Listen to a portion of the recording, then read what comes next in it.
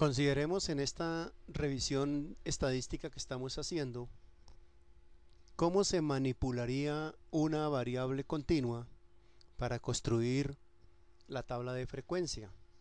Hay algunos conceptos que debemos de recordar, como es el rango de la muestra, el número de intervalos, la amplitud del intervalo. Recordemos que el número de intervalos puede ser calculado por de varias formas. Nosotros en este ejemplo que vamos a desarrollar vamos a utilizar la fórmula de Stuttgart. Igualmente el rango de la muestra es la distancia en datos entre el valor máximo y el valor mínimo que toma la variable. Y la amplitud del intervalo es la relación entre el rango y el número de intervalos que debemos de formar. Vamos a considerar entonces una variable continua. En este caso vamos a considerar los salarios presentados en esta tabla, en donde tenemos que ya medianamente organizados los datos. 350.000 pesos ganan 50 empleados, 35 empleados ganan 420.000 y así sucesivamente 5 empleados ganan 930.000. Y la idea es construir la tabla de frecuencia para esa variable. Vayamos a Excel. Acá en Excel tenemos la misma tabla de datos y ya tenemos la organización de una tabla de frecuencias. Lo primero que debemos de calcular es el tamaño de la muestra.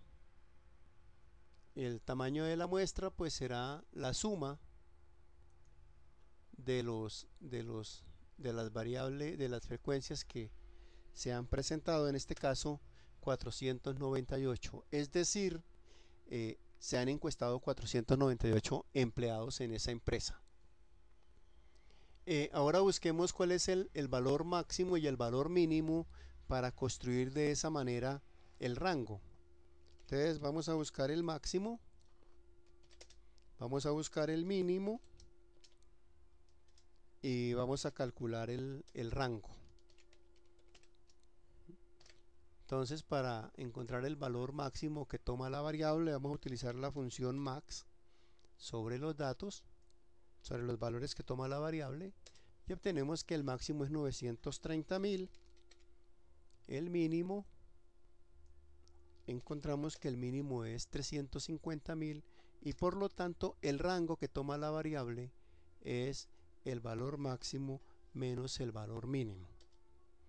Es decir, esta variable que es continua va entre 350.000 y 930.000. Gráficamente lo podemos ver así. El mínimo es, como habíamos visto en la hoja anterior, el mínimo es 350 y el máximo es 930. Entre esos dos valores, entre 350 y 930, la variable toma infinitos valores. Actualmente nosotros tenemos algunos, sabemos por ejemplo que toma 420, 480, 535, es lo que está representado en estos punticos, algunos valores, pero entre un valor de estos y el siguiente valor hay infinitos valores, a diferencia de la variable discreta, que entre dos valores teníamos la certeza de que la variable no podía tomar ningún valor. Entonces debemos de garantizar que todos los valores posibles que tome la variable sean considerados. El rango, que es el que hemos encontrado, de 580, es lo que tendríamos aquí, el rango de 580. Entonces esta variable sueldo en este caso tiene un rango de 580.000 pesos entre 350 y 930. Ahora nos toca dividir este rango en intervalos. ¿Cuántos intervalos? Ese sería un tema interesante. No se puede tomar el número de intervalos al azar o a capricho del investigador.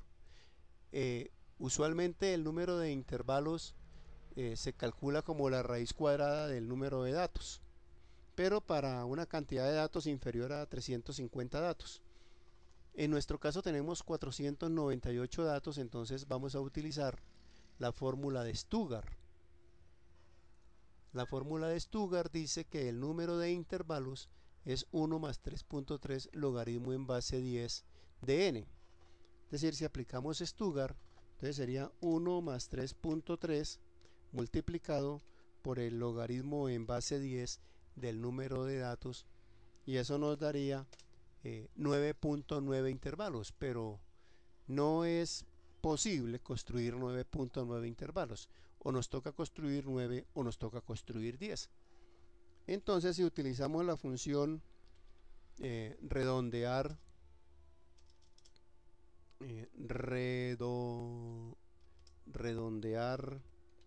punto más sobre este resultado con 0 decimales, entonces obtenemos que necesitamos 10 intervalos. Recuerden que la función redondear punto más redondea al siguiente entero. Es decir, si hubiera dado 9.1 igual nos tocarían 10. Si hubiese dado 9.0001 igual nos tocarían 10, porque la función redondear punto max redondea al siguiente entero. Y no podemos dejar ningún dato por fuera, total que nos toca al siguiente y no al anterior. Es decir que necesitamos construir 10 intervalos. ¿Qué tamaño debe de tener cada intervalo? Pues debemos entonces de tomar el rango y dividirlo entre el número de intervalos. Es decir, que cada intervalo tiene un tamaño, técnicamente diríamos tiene una amplitud de 58.000 pesos. Eso lo podemos ver en esta gráfica. Le voy a quitar las líneas de división para que se vea mejor el dibujo. Aquí lo tenemos. El mínimo que dijimos ya lo tenemos 350 y el máximo tenemos un mínimo de 350 y un máximo de 930. Entonces ese intervalo de 580.000 lo podemos dividir en 10 pequeños segmentos, que es lo que se conoce como intervalo. Y luego nos toca contar cuántos de los datos obtenidos originalmente hay en cada intervalo. Y cada intervalo tiene un tamaño de 58.000, es decir que el primer intervalo irá de 350.000 a más 58.000, irá a 408.000. El segundo intervalo irá de 408.000 más 58 sería 466.000. El siguiente intervalo iría de 466.000 más 58.000 y así sucesivamente.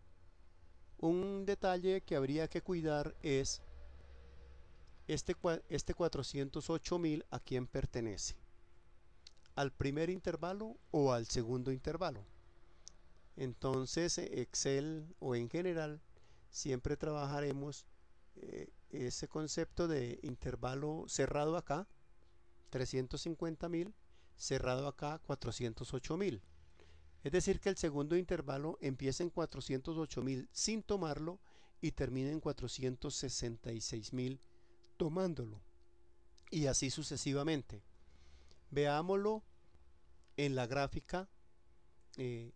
Vamos a construir aquí, perdón, en la tabla, vamos a construir aquí en esta tabla los siguientes, los intervalos, los puntos que originan los intervalos. Para eso los invito a nuestra siguiente charla.